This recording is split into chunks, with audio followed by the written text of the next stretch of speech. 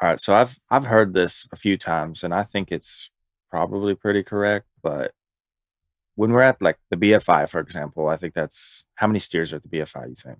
Heck, I don't know. I guess probably 120 as long as there's, or however many teams there should be. Should be one for everyone. Yeah, Okay. So how long does it take you to get the steers down pretty good? And then if there's 120 steers at the BFI, how many of those steers do you think you know by like round two or three? I don't know. It seems like sometimes I'm more involved in the roping, like, and I'm paying attention.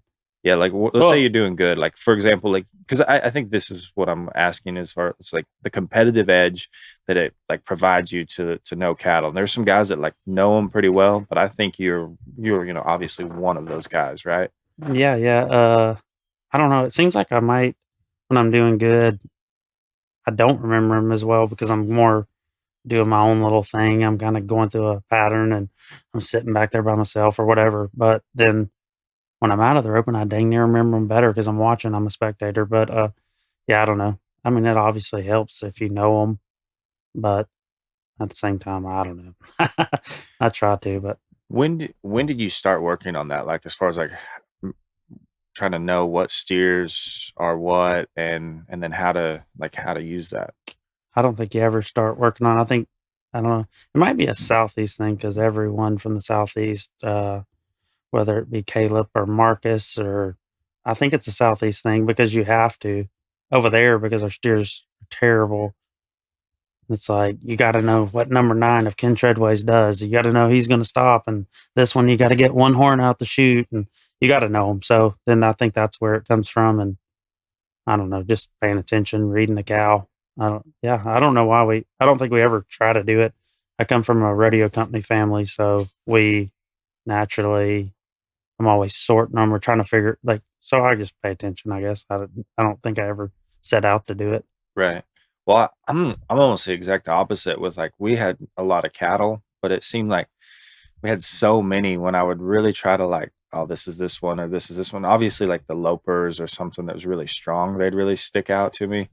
But I would like kind of assume that they would do something and then I would be wrong. And I was just wrong more times than I was right. And it seemed to like cost me more than it helped me. So I was like, I more or less just tried to like read the cow, like, really try to just watch how they're like standing, stuff like that, and then read them that way. But I mean, uh, for example, that year at the Feist that I had made it back to the short round, I think you were kind of right there close every time I was roping because I'd have you give me a gate rattle. And then I think it was like round 4 or 5, like towards the end, I'd asked you about a steer, and you were like, "Yeah, so and so ran him earlier, and he's gonna be pretty straight and good." Like you let me know like, "Hey, this one is Mm. real good," and sure enough was. And then same thing like short round, which I didn't know how much to trust you in the short round there, but it was crazy because when I did ask you like, or you just came up and told me, I can't remember, but you're like, "Hey, this one was strong." You knew who ran him earlier. You're like, he stepped left and then back to the right, and I do remember that. Like I didn't want to trust you because I didn't want to have a strong one that ran left and right. You know what I mean? Like I didn't want that pattern, I guess, at that time. But when he did step left and was really running, I think if I wouldn't have known that steer, I think I would have tried him right there. But I kind of knew like it was coming. Like I could feel the steer like had beat Hmm. my heeler, and I kind of knew it was coming. Like I was gonna have to follow him back to the right a swing. And I kind of like it did help me out through that run. I was like, wow, that was a big it was a big deal for me that day. But I was like, I mean, you were spot on with that cow, and could, like I said, you could tell me who ran them, and I don't know. I just was curious about this because it's like there's so many times where I think guys ask you about steers, and for you to be able to like provide information like that was pretty wild. Yeah, yeah. My memory, I don't know. I got a good memory. I remember everything. Like I remember everything about today, 10 years from now. I don't. I got a weird memory, especially about steers. But I'm wrong sometimes. Sometimes I'm not sure, and they ask me, and I'm like, I don't know. But then I might say, well, I think he might be good. Yeah, When I'm pretty dang sure he's good. But I don't know. I don't. I hate being wrong about it. But then at the same time, I'll try to. It gets hard. Like the BFI this year, every steer's black.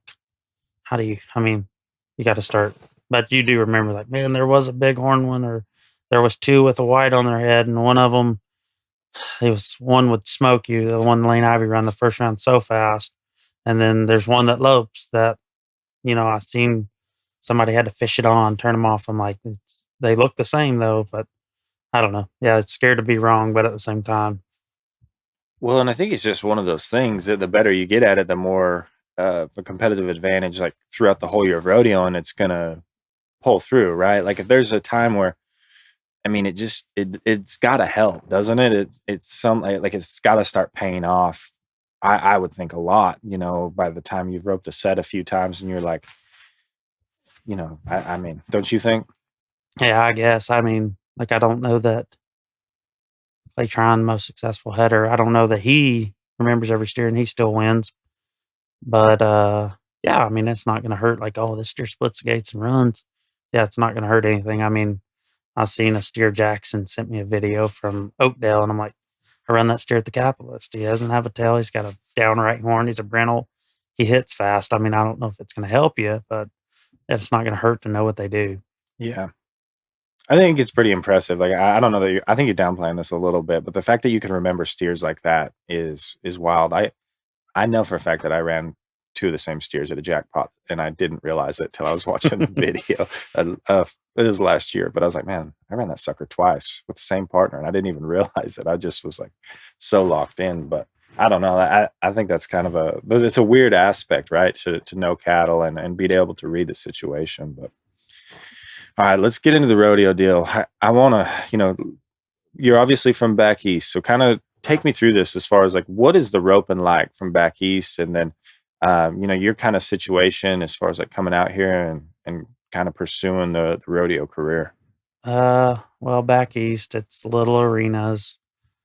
The barrier's not long, but it happens so slow that like you got to be patient. They kind of got to get their horns out because they might have some big old flat longhorn looking horns, and I don't know. It's definitely different because you don't learn to ride that good. You learn to reach because if you go up on that sucker, he'll put his nose on the dirt. Like you got to learn to kind of reach, and you learn how to use what I think like the arena to keep yourself set up to finish or whatever. Like you have to learn all that because out here you got more arena. You can square them off, pull them, and still have room to face. If you do that, if you square a Ken Treadway steer off, he's going to belly up and you're going to get hung facing. So then you kind of round them, use the steer's momentum, and you have to do. I mean, it's different, but at the same time, I think the roping, you learn to use your rope, but you don't learn to ride very good. So that's a hard part of coming out here. You got to learn how to. Wow, you got to see that steer all the way out. He's running, and then you got to kick your horse. And yeah, I think that's hard. But yeah, once you come out here, I don't know. I think it's easier to learn to ride than it is to learn to use your rope, though. So I think that's if you can do it, I think that's the reason Dustin has success. Caleb, Luke, they all know how to use the rope. So then it's like, well, we just learn how to use our feet, and then we're good. Yeah. So I think that's good, but I don't know. Then it's hard coming out here just because, yeah, I don't know. It's a lot more risks. It seems like everyone's nervous. They don't want to leave their family. I think it would be easy to be from Texas and your family's right here, and you come out here and you rodeo, and when you get your butt beat at whatever, you can go home. Your mom will pet you. It'll feel good. Out here, you're living in living quarters, and you just staying at somebody else's house, and it's a little different when you first come out here. It's harder to get going, but I Yeah, don't know. the question of like why is constantly being asked, right? Like Oh, because it's the financial side of it's a huge, I mean, it's a huge task to just understand like what it takes in fees and expenses while you're out there. And then if you're not, I mean, which is natural to not win a lot when you first get mhm. out here. And then on top of all that, it's a sport where there's a lot of losing anyways, right? Yeah. I guess because out here, I feel like on the way up here to your house, I passed a few people that do this for a living. There's no one in North Carolina that does it for a living, and so it's almost like you run into a lot of people think we're stupid for rodeo, and they might be right, but whatever. I can pay my bills, they can pay their bills. I'm doing what I like. You're shoveling asphalt, so it sucks. I mean, whatever. The people that will like kind of give you a hard time about it, it is to each their own or whatever they want to do. But yeah, it can be hard. I know. I grew up. and Luke was a huge. That's who I want. That's probably why I rodeo, because I want to be like Luke. So uh, I grow up and people are like, that guy's never going to make it. He's never going to make it. He needs to stay at home and do the grading or do whatever. And then I'm like, hey, what I was at 32 years old, he goes, and now you look at him as one of the most successful headers there's been. And now he lives at a nice place and he wakes up in the morning, he ropes, takes care of his family. He's happy. So yeah, I think that's the hardest part about it. It's not the roping, it's not anything, but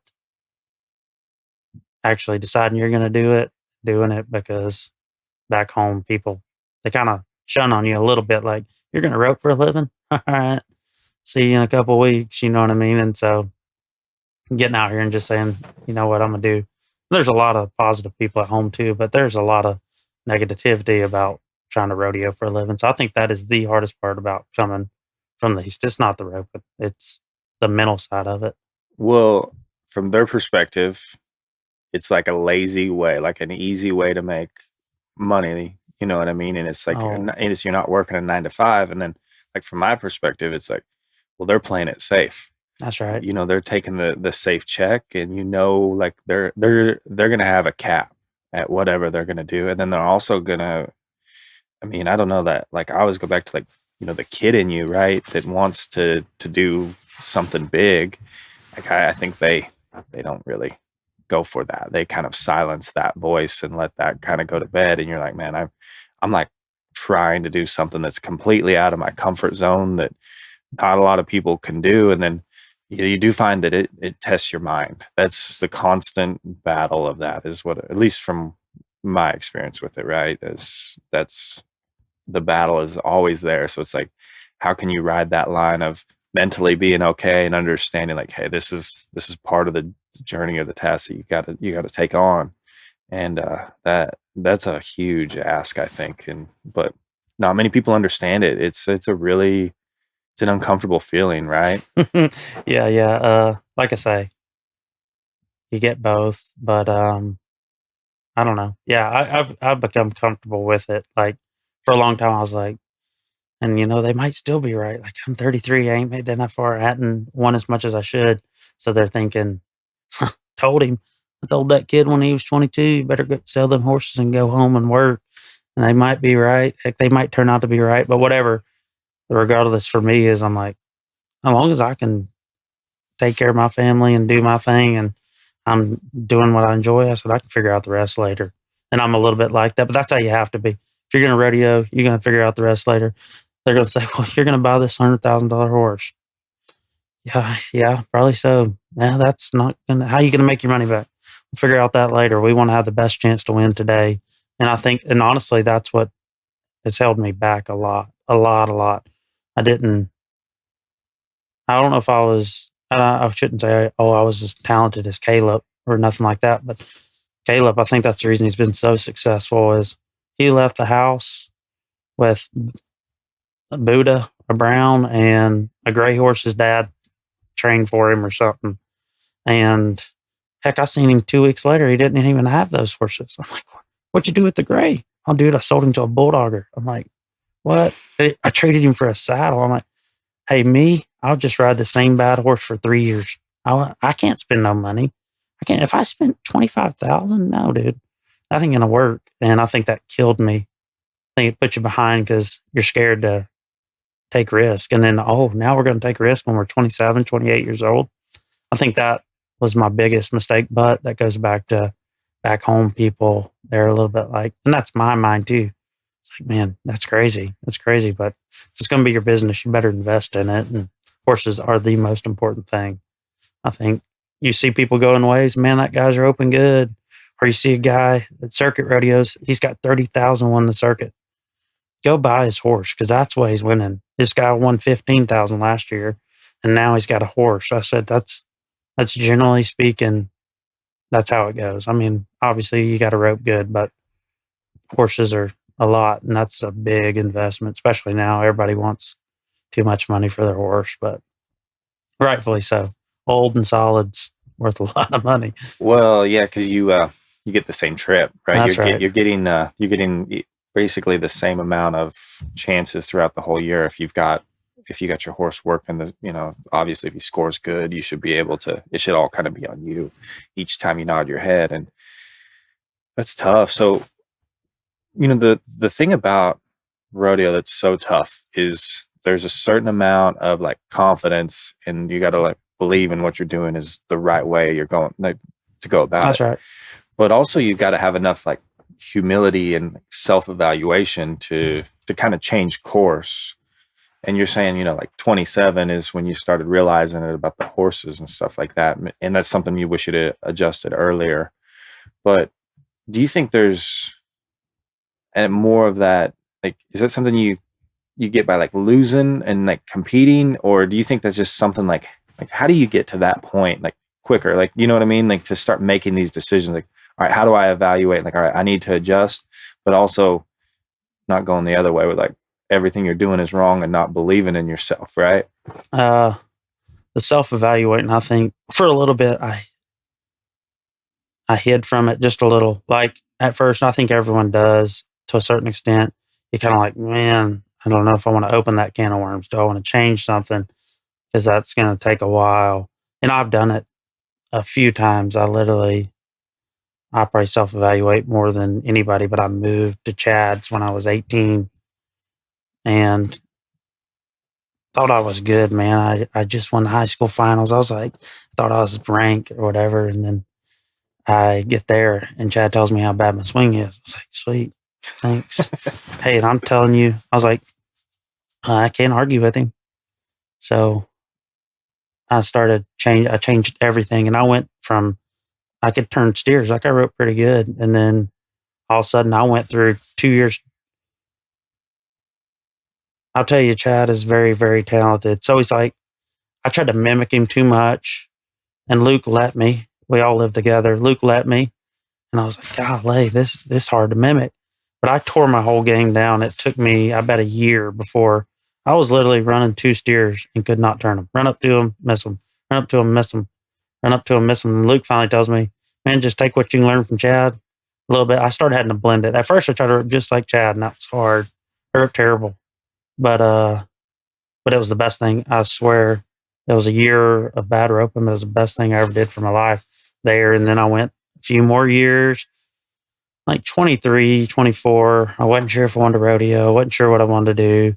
I was just ducking pressure a little bit because I didn't want to step out on a limb that might break. And then I kind of started taking some risk when I was 27. I was like, all right, I'm gonna start buying some more horses. But I was practicing, but I wasn't truly, I wasn't sticking my neck out there to look like or have a bad day until probably I don't know, the fall of 2021, maybe. Yeah. I told Caleb I was coming over there every day. And I don't know, he might be nice to a lot of people. He's not nice to me about roping a lot. He's pretty real. And that was what I needed. I needed someone that wasn't a yes man. I didn't want nobody. I was like, dude, I'm 33 years old. I feel like, I was 31 or 2 at the time. I was like, I'm behind the 8 ball. I hadn't had the success I wanted to. Obviously, what I'm doing is not working. Right. I was like, and it ain't hard to see. It's like, what are you hiding from? They watch you at the jackpot. They watch you fail. They watch you fail at the ropings. Everyone knows what you're doing wrong. Like, you could ask anybody and they could say, yeah, kid, he does this and this and this wrong. So it's not hard. It's like, well, why are you hiding from it? So I was like, screw it. I'm going to Caleb's and I'm going to let him just tear me down and beat me to death. And but he push you to no level. I mean, the next level.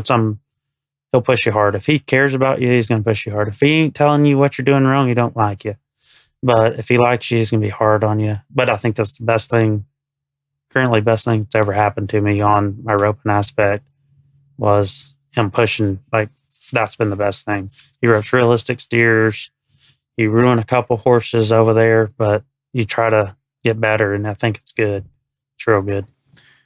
Do you think you could have heard the truth about it? Like, someone like that would tell you like he does now early on in your roping career, and you'd have been able to stay with it? Yeah, I think so. I don't know. Yeah, that was how I was raised. I do know. my dad, he would tell you straight up, golly, he was, yeah, no. I don't know if he's the most realist dad I've seen. Like, I think it's unbelievable. Like, Clay Tryon talks to his kids, and he's like, he tells them straight up how it is.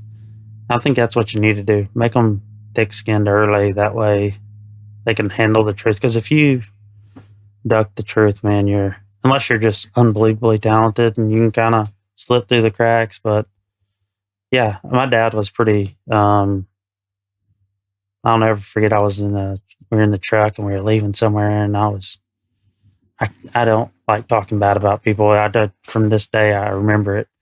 But I was like, yeah, he just rips all right. And I was talking about people.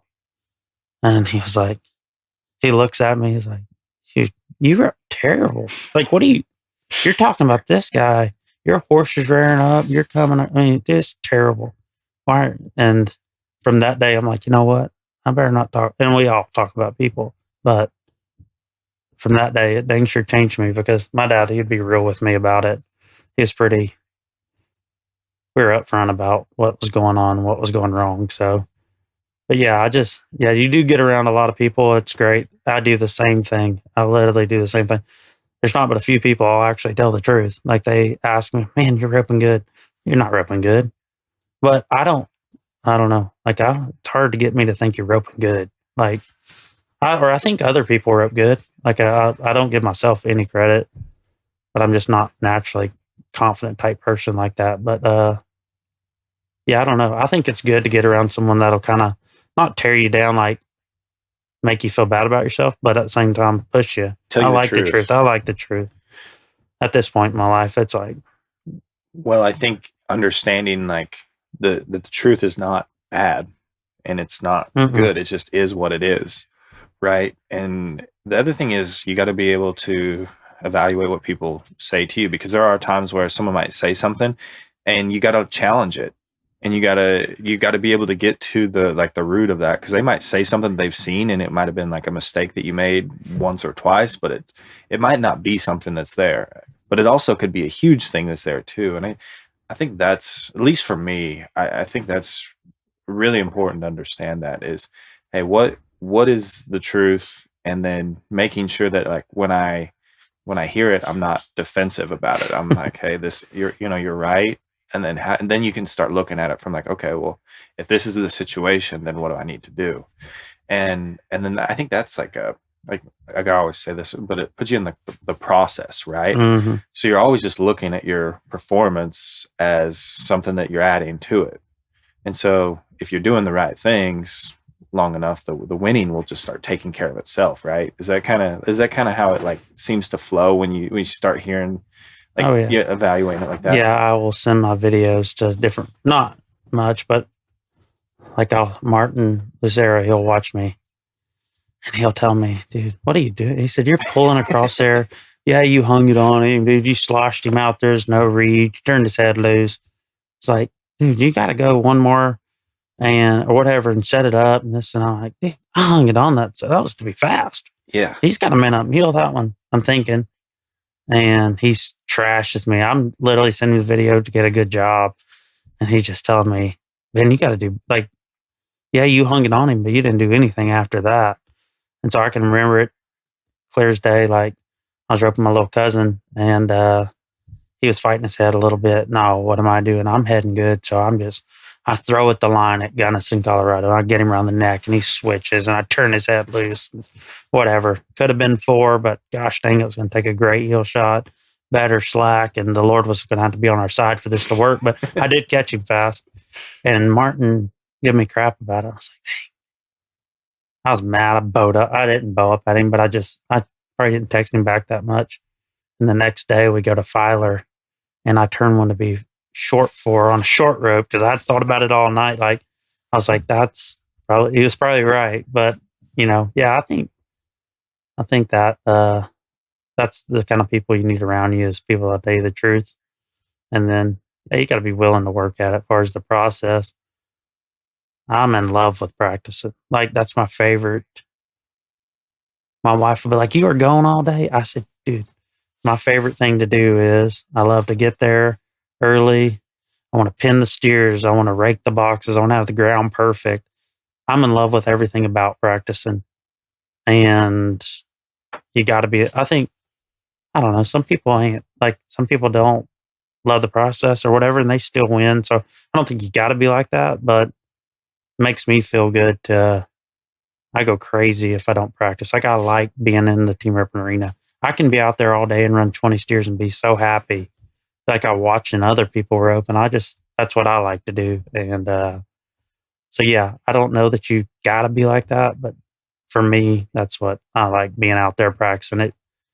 I think it was Easter. Yeah, yesterday, 2 days ago, 2 days ago. I'm like, we get done eating. I'm like, dang, it's already 4 o'clock, 3 o'clock, whatever. I'm like, I'm wanting to practice. I went crazy. Like, I'll go crazy in my mind thinking about how bad or if I messed up the day before or whatever. Like, all that stuff it'll blow up my head. You go 2 days without practicing with me, I get ill because my mind is going crazy on stuff that I know I'm not good enough at that I want to work on. So I think you got to like to practice for me. I mean, well, it just the more you practice, that just increases the odds, right? That's right. I mean, like if you just run the numbers, the Yeah. more steers you run, the odds are you're going to rope better, right? And yeah, that's right. and it's just more like how to be like deliberate with practice, Mhm. and then maximizing those sessions is probably the guys that are going to improve the quickest, right? That's And I think everyone has their own style of it too. Yeah. Whereas I think Luke, you can give him J5, his practice horse, and he feels better the more steers he runs. He can run 100. He wants to run 100 a day or whatever. And people say, "Oh, 100 a day, that's a lot of steers." No one runs 100 a day. That is the impression of, "Oh yeah, we run 50 today." Man, you didn't run 50. You run 25, maybe.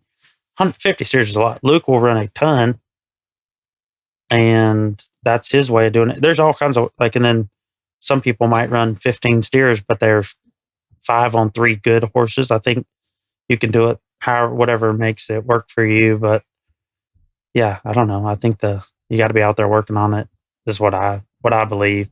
Right. How do you evaluate your practices? Like, I know Chad writes his runs down. I've started to write my runs down a little bit too, and like kind of log things. Do you do stuff like that as far as like either log like competition runs or practice sessions, or like try to like put a game plan together each day, or what does that look like? I don't know. Like, I guess kind of depending on I don't log anything, but I do keep up with like at the rodeos how many steers I get out of the barrier and turn or whatever. But I don't know that I log anything practicing, and we will have different. Like, I guess if you're going to the Lone Star Shootout, then we might work pressing, making runs. If we got like I go to Caleb's every day, we got 2 sets of steers. There's the steers we rope for our horses and we train on, and steers we practice on and try to make good runs. So I think it depends on where we're going, what we're doing each day. Some days we're just over there. We used to not be like this. Last year we were not like this. Yeah, last year every day was for us. We had fast steers, and this year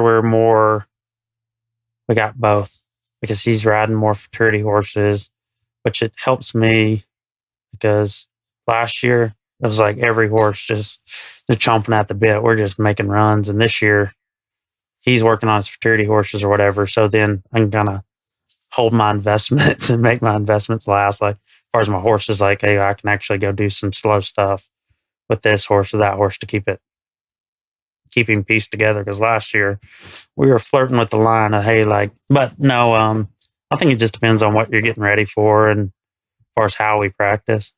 We probably make quite a bit of realistic runs, but here lately I don't have as many horses to practice on, so it's been more for the horse. But yeah, I don't know. I don't log anything or in the practice, man. I don't have to. I got a memory, and if that day, whatever I felt like that day, at the end of the day, you're like, man, that didn't feel that good, or man, that was. And then, like I say, I'm practice. I think this is the best thing is I practiced last year. It was Caleb and Junior, me and Lane, and Kellen and Carson. So every day it's like we're almost competing against each other because you don't want to be the worst team out there. You don't want to, you know what I mean? And then I don't know. Caleb holds you accountable. So really, you don't have to log nothing. Like in Right. 5 steers, he's going to tell me, man, you're leaking off the corner, man. You're leaning. You're not using your feet. You're not this. You're not that. Turn your rope over too much. Whatever he's fussing at me about. You're not pulling the cow. Go, go, or whatever it is. You don't. I mean, so I think that's. I think about like whatever went wrong that day.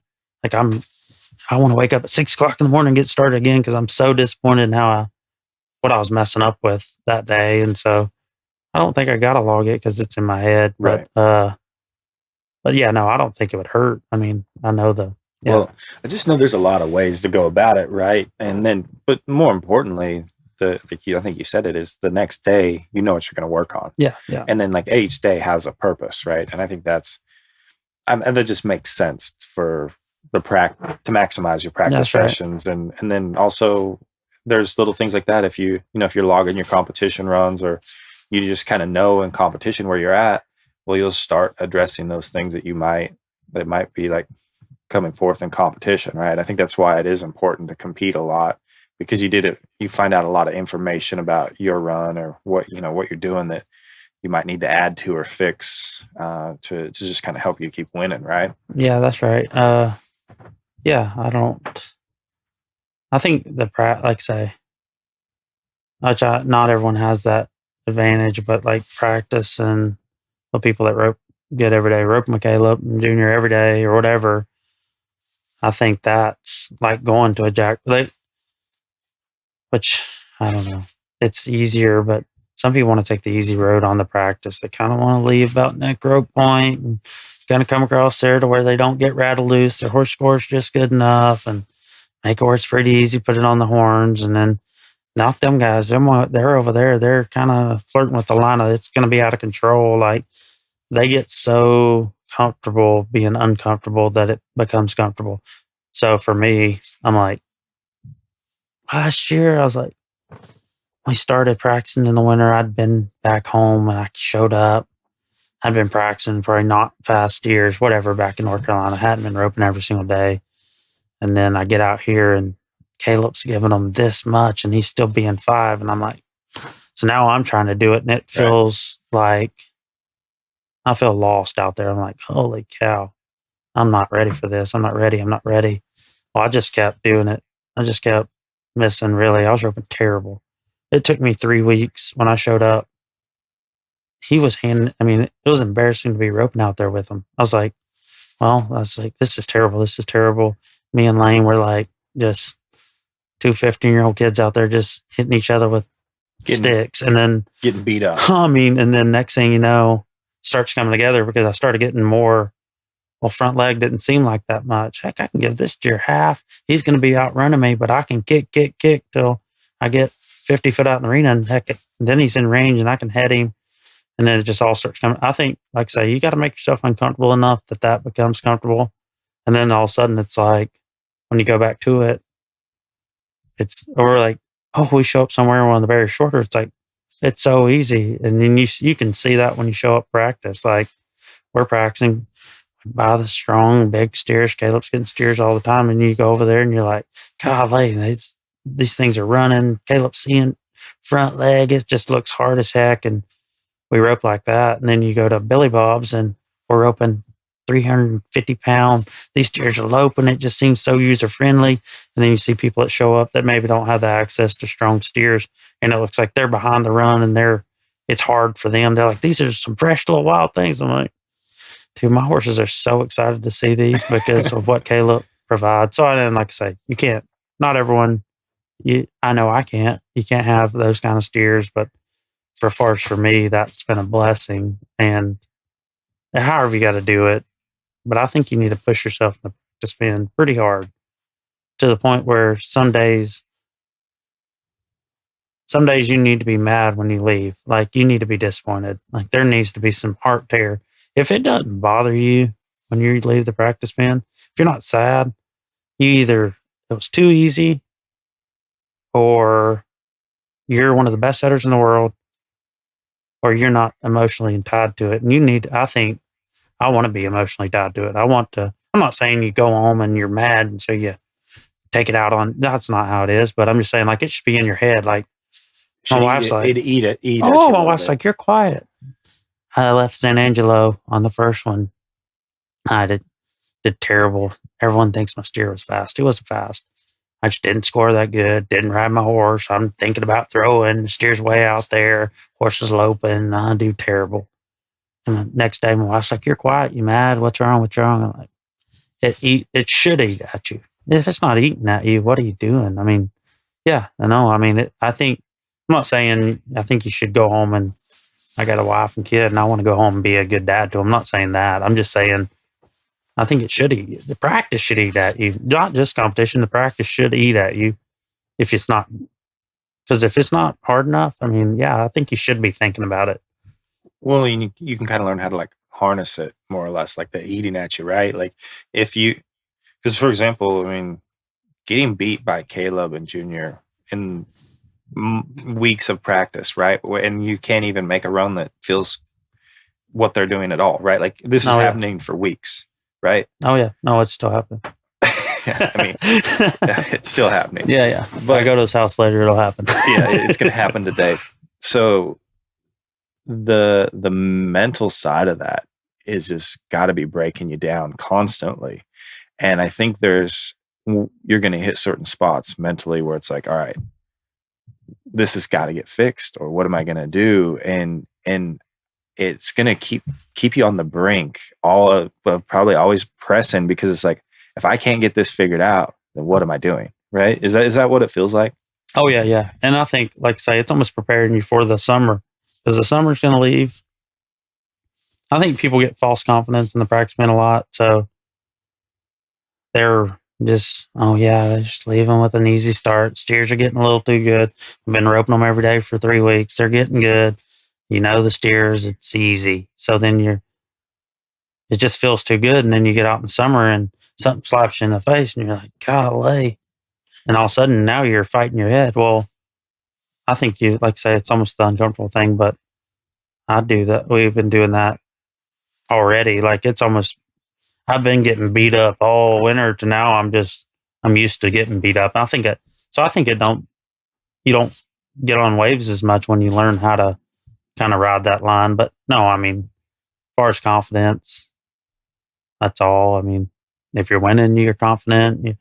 I mean, yeah, you just got to turn steers to get confident. Well, you've already answered the question whether I'm going to keep going or not so many times in the practice pin, Yeah. right? That losing a competition just it's not that big of a deal, right?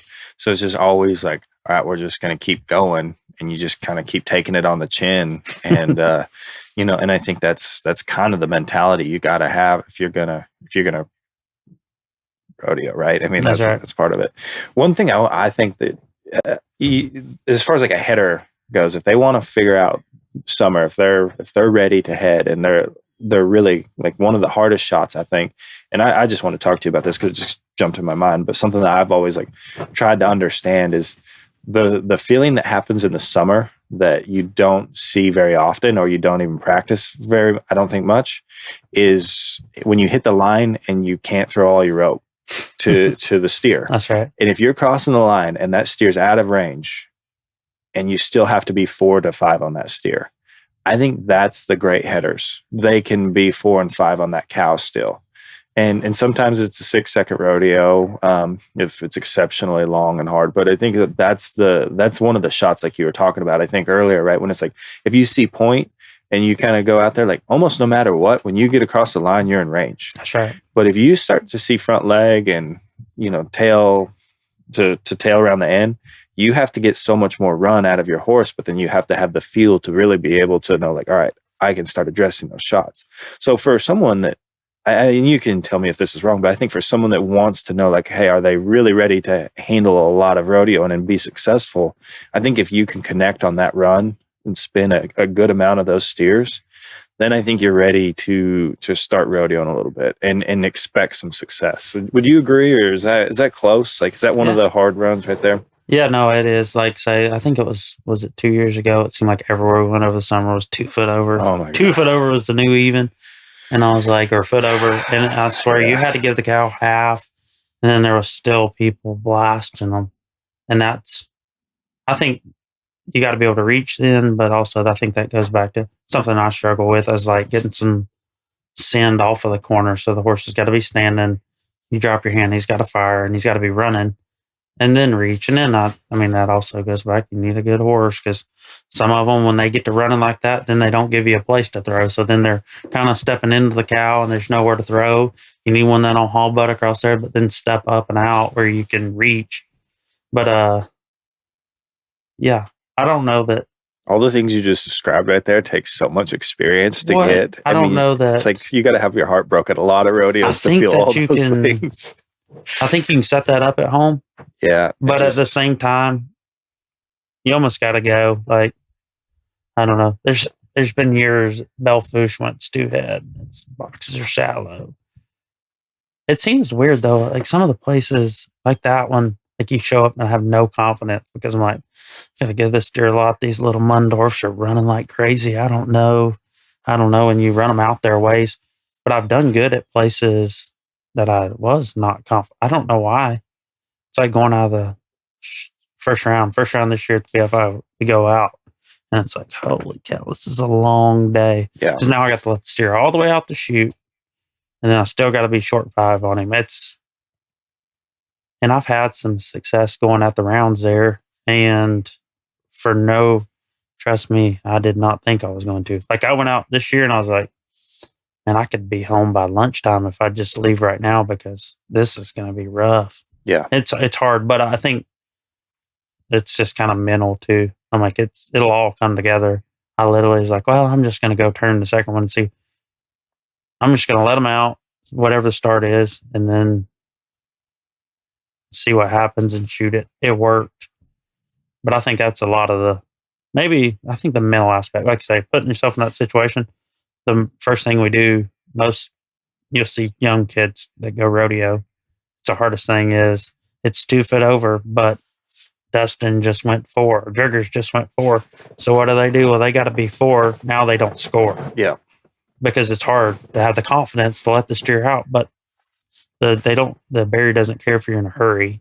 That's not going to change because now. So I just think if you'll just see the start, come across there riding, and then throw whenever you think you can catch, or sometimes you throw when you don't think you're going to catch. Right. And you still just got to hope it works. But I think if you do that, give yourself some chances.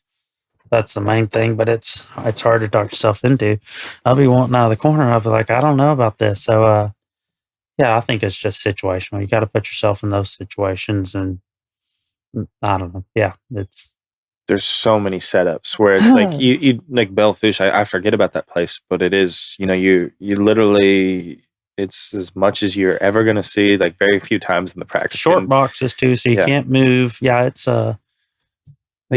but that's something in the practice pin, set your box at 16 and then see tail by the end of the gate, like on a pretty strong steer, or even like it could be less or more from that point. But I mean, I think that's a realistic feel for that spot. And it's crazy when you're that close to the cow and then you got to see them go that far. It messes with you. But I think that understanding the situations and that's just experience, competition, and kind of this process of you got to be able to trust what you're doing too along the way. And so it's like you got to be hard-headed enough to know, like, hey, I can make it work. This shot that I'm taking is good enough. And then you also got to know, and like, all right, when do I need to fix this? And how long is it going to take me to fix it? Because there are some things that are going to happen throughout the summer that you probably can't fix, right? You just got to like store it away in the back of your mind. Like, okay, wintertime, when I get a moment, I'm going to need to work on this a little bit. Is that kind of what it feels like to you? Or do you feel like you can change it during the summer a little bit? I mean, there's little things like that you can say, oh, you're doing wrong. You can fix it.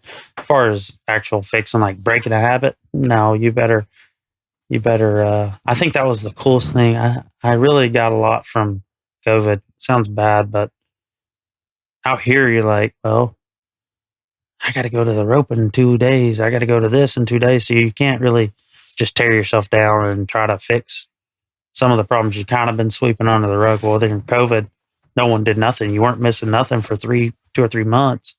So I went home and roped every single day and got to stay at a buddy of mine's house, and he had a bunch of steers for us and everything set up. And it was awesome. Like you had 3 months to really just tear everything down and put it back together and try to find your holes and actually work on them. Because a lot of times you're in this cycle where you're like, dang, I can't step away for 3 weeks and fix something because I gotta be there tomorrow, or you know what I mean? I thought that was awesome. I thought you could like actually, oh, this horse ain't doing this right, but I need him in 2 days, so I gotta use him, or man, I'm just gonna trick score him right here. So I thought COVID was pretty beneficial if you used it. Like some people went to the lake, but I think if you used it, I thought it was pretty, as far as for us, we could step back. You had time to work on it. That's hard to do when you're in the cycle, you know what I mean? And I guess you got November and December where you really don't. It feels like we have time off, but if you go to Arizona, well, you come home, you go to Caplis, you go to them few good ropings in October, and then you're going to Arizona, then you know what I mean? Like the next thing you know, Odessa's here. So you don't really, there's never a downtime. I use May.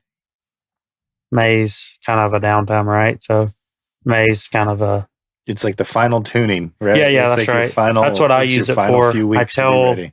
people all the time, I get on to my cousins or whatever, and they want to sit at the house. In May, I go to unofficial rodeos and UPI rodeos and everything and try to figure out, well, is this horse going to work this summer, or if he's green, trying to get him seasoned or whatever. It's May's your month to get everything ready for the summer, because in the month, it's going to be too late. If you show up and by the time you get to Livingston, you figure out that your horse ain't good enough, it's too late. Or you figure out that you're not doing good at this. But if you would have used May's, there's a bunch of unofficial rodeos and there's a bunch of UPRAs and there's stuff that you can work on. And I think that is, I don't know, I took the easy route, man. The best thing for a young person is to find somebody. Don't ask somebody. I tell Jackson this. You can ask Snow a lot, but you can't, he's so talented and he made the finals when he was 20 or 19 or whatever. As soon as he could drive, he made the NFR. For me, I can't ask people like that because I wasn't as gifted early and I'm not even on the same track. I need to ask Luke, what'd you do? How did you, because it took you forever. You know what I mean? Like right. Somebody you can relate to, somebody that's been in the grind, and Caleb does not need to go to rodeos in May unless he's going to try to ride one of these green horses over the summer. He don't need to go to rodeos in May. He can stay home, practice, do whatever. The guys that ain't proven, they ain't done what they need to do. I think let's go to 5 UPRAs in 1 week and we can kind of, dang, I did terrible. I scored bad. Well, I'd rather learn that I can't score, or learn that I'm not riding a horse, or learn that I'm doing something wrong. I'd rather learn that when it cost me $100 and didn't cost me a rodeo. I don't want to be trying to figure out my stuff. I want to show up to Reno and feel like I'm perfectly ready. But you can't practice that stuff at home. It's just like that. You got to be in every kind of setup. And Texas has a lot of that to offer. Nowhere else does that can actually get you ready for the summer, but Texas does. Right. And so I think that's huge. I agree. What about failure? I think this is a thing that is really unique, is the perspective of failure, right? And you constantly are losing, right? Rodeoing. We've talked about this, but last year has got to be the oddest thing to me, because last year was your best year rodeoing, right? Yeah. And you finished 16th in the world. And the last week or so, you had a chance to make the NFR, right? That's right. So what comes out of that? Like when you finish 16th, what's the perspective of something like that? Do you look at that summer as a success? Is it a failure? Is it like, if it is a failure, what positive things come out of it? Or like, does it motivate you? Like to be so close to that point, what does that look like? I think for me, I'm probably weird, but like a lot of people say, oh, it killed that guy, or, oh, it drove that guy, and they're like, dang, that sucks to be 16th. No, it's better than 17th. That's actually like 1,000 or 2 more I made that year. Right. I'm like, you shouldn't get comfortable not making the finals or whatever. But it's not the end of the world for me. Like, as long as I'm roping and winning, I rope for money. I don't necessarily rope.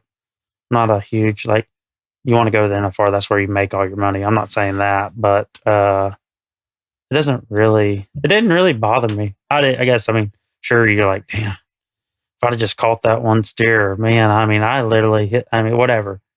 I look back, there was San Antonio. We had a chance. I blame Mitchell for this. I go to right in, I swear. I catch clean, $5,000. And I can catch clean now. I ain't fast, but I can go catch a steer. But Mitchell's like, man, you don't get many chances to win 12. Let's try to win this thing. Oh, dude. But I can't break the barrier. I'm late, but then Mitchell said, let's try to win it. So I throw my whole rope, get him around the front leg. I go to fishing out. It just gets wild. I'm the last team out. It was terrible. And I'm like, well, I should have just caught that one. I would have made the finals. Like, I look at it like that. But yeah, I don't even look back and think, man, I don't take nothing. That's how you competed. You competed, whatever. There's obviously runs I'm like, oh, like that one back. That was a loper. You messed up or whatever. But I've gotten good at. I'm older. I got a lot of cuts on me or whatever you want to call it. There's a lot of scars from losing. So it's made me thick skinned. It didn't bother me really. I was obviously, you're ready to start back. You're ready to get back after it. But I'm like that. When I'm 30th, I don't care. I'm ready to start back. Yeah, hey, I won the most I ever won. So I don't know that. I mean, obviously, you didn't make the finals. You were one out, but it's better than winning 30,000 last year. You know what I mean? I got closer to get my money back, but yeah, I don't know. I don't think it drives you. Obviously, it makes it where it's like, oh, and that'd have been easy to do that, but I think I'd do that. I win 30,000. I'm thinking, man, that'd have been easy to win 50 more and make the finals. I do that all the time. So, but it does suck if you win 1,000 more, you make the finals. But it almost still to this day, it's embarrassing to say, but like you almost from back where we're from, no one makes the finals. So it's like you don't even expect to make the finals. Like it's a dream. It's like this fantasy deal. I shouldn't be like that. Like they say, like you got to make it real. So it doesn't seem like that big a deal, but I can't. Like everyone says that. That's stupid though. Your mind has been like that your whole life. How do you just say, NFR's not that big? You know what I mean? Like I can't play those sight games like, no, hell no. It's a big deal to make the finals to me because that's what you always wanted to do. And so it was, yeah, it still don't even seem like I can make it. Like you could give me 60,000 right now. And I'd be like, I think I could make it. Obviously I think I could win, but you know what I mean? It's almost surreal that you would make the finals. So I don't know. It wasn't that. I wasn't disappointed to me, really. I was mad that I didn't make it, but it's the best I ever did. So, right.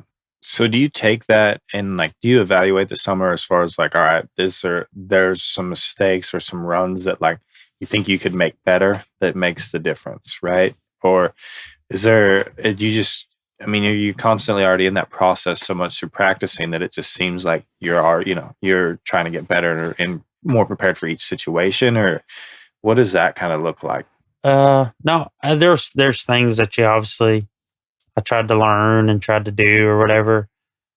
I know just like this instance on San Antonio, I think you have to be, if you do one thing 50% of the time and then it only works 50% of the time, like it's 25% or whatever, I don't even know math, but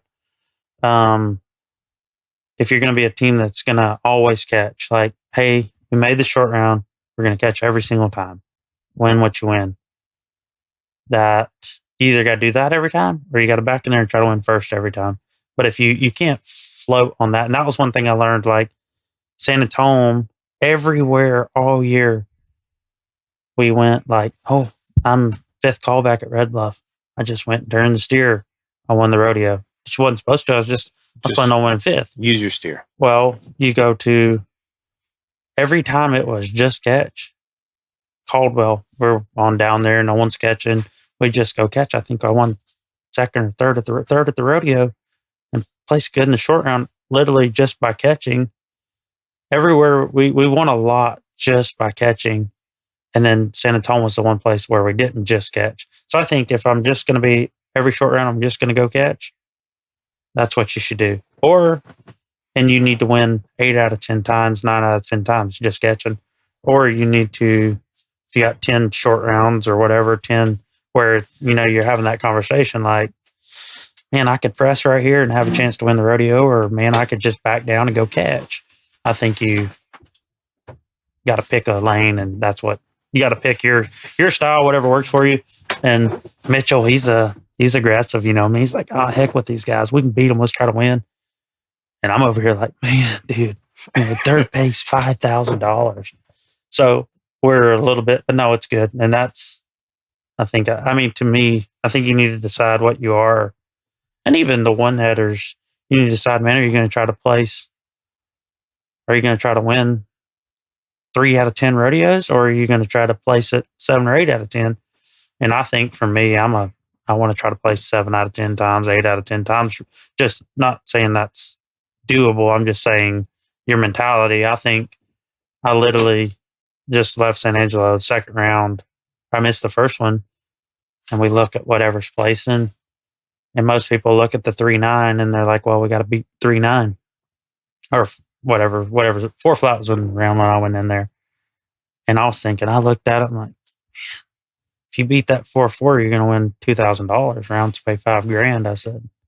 And that's my mindset of I weigh my risk to reward, and I just try to get, even as aggressive as Caleb is, both people that helped me with my rodeoing is Martin and Caleb, and they both think, risk to reward. Caleb's thinking, just get you $1,500 out of this rodeo. Go to the next one. When it lines up to have a big rodeo, we can do that.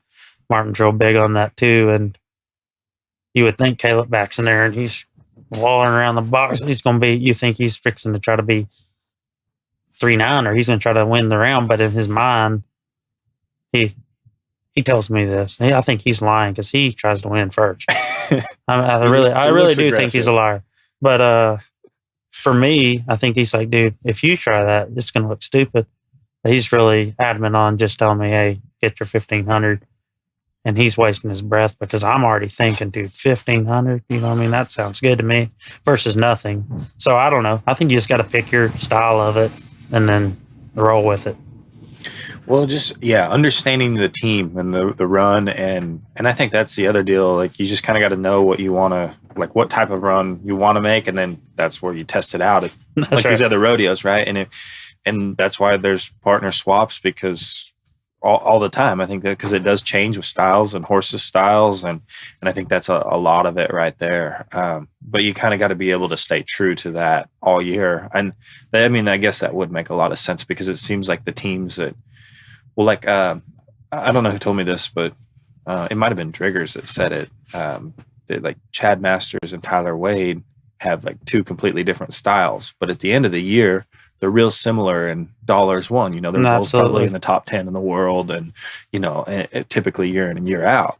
And so, but both those guys are really good at doing that. And then I think the other thing that's really unique is the more they compete, they kind of evolve to win at the other ways too. Mm-hmm. And I think it's like you get this foundation of like, what wins, and then you can kind of extend out of that a little bit more and take a little bit more risk, and you kind of know you kind of get to learn your limits. And I think that's where the guys can really become great teams, or a great header or healer, when they know that they can kind of do a little bit of both, right? And they can kind of get out of their own deal that they used to do a little bit too. And like Caleb, for example, he seems like over the last few years, he was a guy that always was really aggressive, but now it's like he can head like a catcher.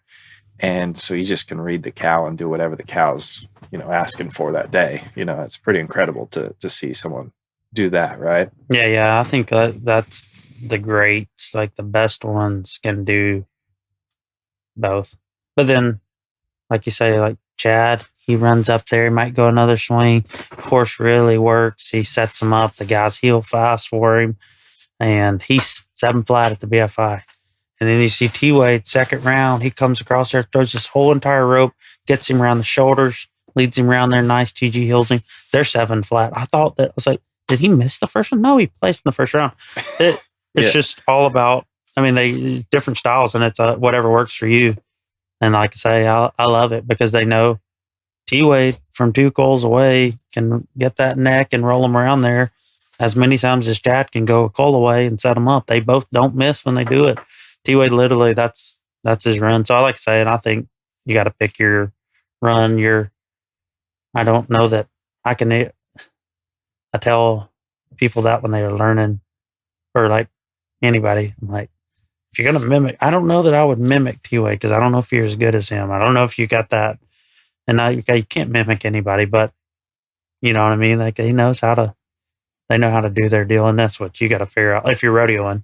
Yeah. If you're rodeoing, you just got to figure out what works for you and kind of stick with it within reason. I don't think you should just be so hard headed that you're roping terrible and you should just, nope, this is how I rope. You know what I mean? I'm saying you shouldn't change or try other stuff, but Well, figuring out. I think that's like learning how to win is you take things like what makes T-Wade so special or like Chad so special. And like both of those guys, I think do a great job at keeping their horses working after they throw the rope. Oh, yeah. Both guys like are pretty easy to heel behind, it looks like to me. Like, and it's a little, you can probably heel different behind each, each guy, but at the same time, it's pretty incredible. Like, the consistency that they do show. And then I think there's little things like that. It's hard. Like, I think the hardest one is Caleb and probably Dustin. Those are the 2 guys that are, because they can do some stuff that it just doesn't make sense to me. You know what I mean? Like, I feel like you see it probably all the time, but when Caleb really turns it on and goes to reaching,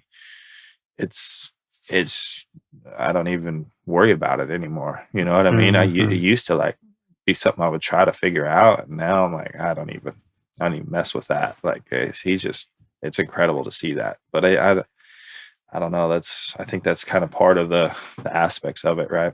Yeah, that's right. Yeah, I think, like I say, Caleb, he's evolved. He's changed. He uses his horse a little more, and so he's gotten to where he's not just a complete bomber. But yeah, they like T-Wade. He bombs, but he's easy to heel behind. He just takes care of them. It's impressive that his horses. Everyone thinks a reacher gets a horse stuck, and that couldn't be more from the truth because they reach. Well, they got to be able to stay up to get your slack, and that's not true. Now we might not. They might get them where they ain't running. He might get them where because it doesn't have to run. I don't know about that. Whatever. I think he keeps his horse working good. He can win on a lot of different horses because he doesn't require the horse to be perfect. But he's real good at reading the steer too. That T-Wade, he's like scoring. He's real. Everyone thinks like that this one guy rides better and the next guy or whatever. But that T-Wade can read the cow. I seen him at Robertson Hill. He's an animal up there. He'll dang near rope the steer in the tunnel and just lead him off around the neck. I'm like, how in the hell he can read the barrier? He's unbelievable at it. But yeah, I don't like saying. I think that his deals evolved a lot. His horses have gotten better since back in the day when he rode BJ and stuff. I mean, like, and I think Caleb, like I say, they all changed. I don't know, but that reach, and I don't want to heel behind them reachers. They'll make you look stupid. Everyone jumps up on the fence to see what Dustin does, and I'll watch him and Angelo, and Levi leaves the box chasing the steer. It's already got the rope on over there. I'm like, holy cow. Yeah. I don't want no part of that. You have no idea where. Because everyone's going to like, dang, that looked hard. I was like, yeah. I was like, I don't want no part of that. He's fast. Yeah. I think that's, just to kind of like summarize all that, I think that each of these guys are going to have their way of winning, right? And that's what kind of keeps it where it does balance itself out when you do look at the standings at the year end, before the finals especially. But there's certain guys that they got their run and it fits in certain situations, and it just seems like everyone's going to be winning their fair share. And I think it's the ones that can be true to themselves and the teams run and keep their horses working and be strong mentally. I think that's the big thing, is the ones that don't fall apart. Because I think a lot of times I don't know what this felt like for you last year, but there'll be a run of a week or two where it's like, bam, that's $10,000-$15,000. You know what I mean? It's like, and that used to probably not happen at times throughout the summer. Yeah. And it's like, they change your summer completely up, and you kind of just got to be ready for those to happen. Mm-hmm. It seems like that's That's the way it is for a lot of guys that do pretty good throughout the year. It's not like every team just wins $1,000 at a rodeo and then they make it. You know what I mean? Yeah, no. There's some 10 guys, like you say, that it's all gonna. Well, this guy might have a lot won, this guy might not have much won, but they're next thing you know, the top 10 guys, they're unbelievable how they're going to get their money. They're going to get their money. Like, I mean, you'll look up and the minors might not have a ton won, but when you go to the Northwest, they're going to kick your butt. There's going to be Yeah. there's times when like those top 10 teams, they're going to win their money. You believe that? Chad, everybody be like, well, it's getting too old finally. I was like, no. I said, come summertime, he'll only be able to take 2 or 3 horses, and he's an animal. Like, he's going to get his money. Yeah. If you think you're going to take Chad's spot, you're wrong. And there's just because we're talking about Chad, it's easy to, we have to pick it on him, or you think, well, all right, and now we're getting this guy's spot. Next thing you know, he's just draping it on him, turning him. That's like, nope, you ain't getting his spot. Them top 10 guys, man. And then the 15 through 20, 25, they're still trying to figure out what they are sometimes. And sometimes there's 12 of those guys that it's like, well, but you know what I mean? Like they can't keep that line as good. Like they'll get too low and too high or whatever. But them top 10, they're going to get their money. You believe that. And it might be in different ways or different times of the year, but now believe me, they'll do it. And yeah, I agree. And I think that's understanding that, like, if you're going to beat them, it's got to be all year. You know what I mean? You got to be preparing for it for so long, just because there are so many guys that work at it hard, but those guys have been working at it hard for a long time, and they know what it takes. And then once you kind of have that experience with all that added up, it's hard to beat. Yeah, they plan their years out for it. I know, like, used to, it still happens. I mean, people from back east, oh man, we might go to Odessa and Fort Worth and Denver. If we got 20,001 and we went to our few circuit radios, we'll keep going. Man, Chad doesn't care if he has 1,500 on it. Reno, he's going, and then he's going to get his. You believe that? And so they plan on a year round, and that's how their mind works versus some people that ain't sure about it. I've talked to a bunch of people. I tell them that cannot be the mind frame. Man, if I got this one, I'll keep going. Or I'll keep going. If we got this one after California, I'll keep going. I was like, no. If you're giving yourself an out, I promise to you, you'll find it. But if you say, you know what, I'm going to go until Stephenville. When Stephenville's over in September, that's when I'm done. And if you give yourself that, you'll find yourself a lot more in the fight than you were if you give yourself an out. And there's hardly ever have I ever seen somebody give themselves an out and it work out. Like, maybe the super talented, I don't know, Lovell probably said, man, if I don't have 50,001 before the summer, I might just go down there. You know, I mean, he's super talented. You can't do what he does. Yeah. He might say, I might go home, but he'll have 61 instead of 50. You know, I mean, there might be those kind of people, but a normal person, you can't give yourself out. So that don't work. Yeah. I mean, I think it's a true way to look at that. I mean, just being honest, I think that's that perspective of all year long, because it just will create that. You'll know what it takes to go from Pendleton to Albuquerque. You know, like kind of those drives that you're going to have to make, the setups, like what your roping's going to have to be like. And if you got to win a little bit of money at some of those, you know what I mean? It just gives you that more of an edge if you've already experienced it, you know? And I think that just is going to build up and increase the odds of you being successful at those rodeos over time, you know? Yeah. I think you, like say, you got to see the rodeos. You got to see them. I think that's with anything. Like, it's embarrassing to say, but I didn't know nothing about the first time I come out here, I just entered this, entered. I turned out more rodeos than I was. I was mounting out and everything else because I didn't even know how to enter or nothing. I show up to Greeley, Colorado. You could have asked me. I don't know if it was outdoors or indoors or right. Nothing. I entered. I was terrible. I didn't have no help entering. And me and Adam, my buddy, was just driving around, flying around. Generator didn't work, ain't nothing. We didn't know what we were doing. Trucks broke down. You got to learn how to do all that. Now, I mean, if a truck, I mean, anything, I know how to fix the generator. If the truck, like, you know how to make everything work. Then it was like, I went into a foreign country. I don't speak English. And I don't know, you know what I mean? I was like, what? I showed up to, what I'm saying is experience helps. Going to the rodeos, I think it was, I told my cousin yesterday, Clay, he went out of the roping in the first round, and I told him, I learned this. I watched Clay try in 2014. I really started studying what he had going on, and he would go out of the roping on the first one or have a leg or whatever. And I would get a leg on the first steer. And the second steer, I'd just throw from the box. I'd miss and I'd go home. And he roped aggressive, but the same way the second round, the third round, the fourth round. All of a sudden, the roping got soft. He won third with the leg, and he got practice out of it. Whereas I would I'd pay him $150, $300, whatever the fees were. If we got a leg on the first one, I would just throw in the box, miss the second one, we'd be done. I got nothing out of it. That's what I told him yesterday. He was out of the rope in the first round, but he was still roping. I was like, hey, act like you're leading the roping and rope aggressive, but rope, like, just try to heel good. Like, don't just now I'm out of it. Oh, just going through the motions mad. You know what I mean? I was like, get something out of it. So I think jackpotting in a mentality way is the same as rodeo, and like, get yourself, even though you're out of it, don't just abandon it. You've already paid them whatever the fees were. It's too much, whatever.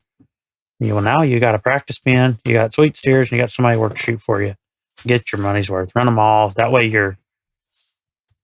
I think that's the reason Clay Trine is the best jackpotter we ever seen, is because you couldn't tell if he was in the rope and out of the rope and whatever. He roped the same way. He was coming into him, pull away, snapping on him. And next thing you know, more times than not, if he started off with a penalty, he placed. But if nothing else, he knew what to do tomorrow when he was in the rope. And you know what I mean? And so I told him yesterday, I just told him that. But I was like, I learned a lot by watching Clay. That's how he competes. And so I was like, man, I don't know if that's how he thinks. He might be trying to throw from the box. If he is, he's slow. No, I'm just kidding. You know what I mean? Like, yeah. But looking to me, he's still trying to win something, but he's not abandoning the roping. And then all of a sudden, he's back in it. I think he's like just mastered his run, and he even like more like you fortify the run even more when you can do it in competition, right? And so if he can just continue to make it, the more times you make it, whether you win or not, I think it just increases the confidence and the feel and everything for the whole team. And so it's like, and his run just happens to be, I think, the perfect jackpotting run anyways. So it's like he now, like, as over the last handful of years when it got faster and faster and harder to win, he was still able to just keep winning. You know what I mean? Like, it was unbelievable. But I think that's a lot of the reason why is he has so much feel for when to throw his rope, how to ride his horse, and the run it would create. He's done it so much. He's an animal. Somewhere at 377 just the other day, he's out of the roping early. We've kind of give up on Clay. All of a sudden, here he comes. He's 29 on 3 or 4 with 2 partners, and we both got legs in the first round, I think. And he's done battle back. He's sticking. I'm like, dang. I thought we got rid of that guy in the first. Because you'll kind of be watching. You're like, well, if I get rid of Clay, then I got to get rid of another Clay.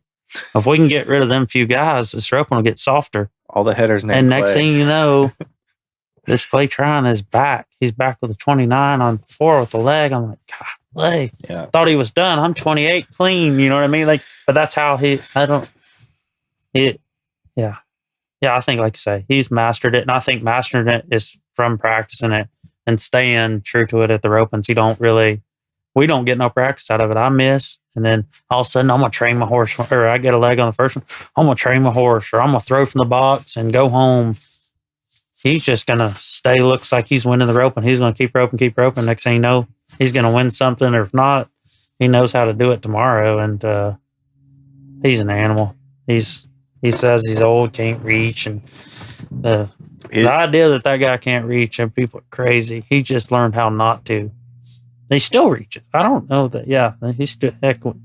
He can reach. Yeah, his version of like him feeling old is pretty wild because it's unbelievable how good he is today. I mean, it's just more or less. I think he's just done it long enough that you know what I mean. To be at the top of the game for so long, it's just kind of I don't know. It's probably a little different feeling to where he's at now, and I think. But anyways, I think he's amazing. And best header of all time is what, in my opinion. So it's been pretty incredible to see that and how that's kind of unfolded. But Yeah. man, you want to add anything else before we wrap this up? I just thought it was cool. I you know, for you to kind of come out from the East Coast, because like you and I are on, I'd say like the exact opposite sides of it. You know, you talk about use your rope first, rope a lot of like kind of older, you know, steers. Use your horse first. Steers are strong type of header, and I never really got exposed to a lot of guys that rope. You know, you're around a few that rope really, really good, but not a whole group of them. And so it's you know, and we're pretty similar in age, and it's like when you come out here, it's just a whole different game, and to experience that and to kind of see how that works, and it's a wild deal. I can't say one's easier. I said that, man, it'd be easier to learn to ride your horse better.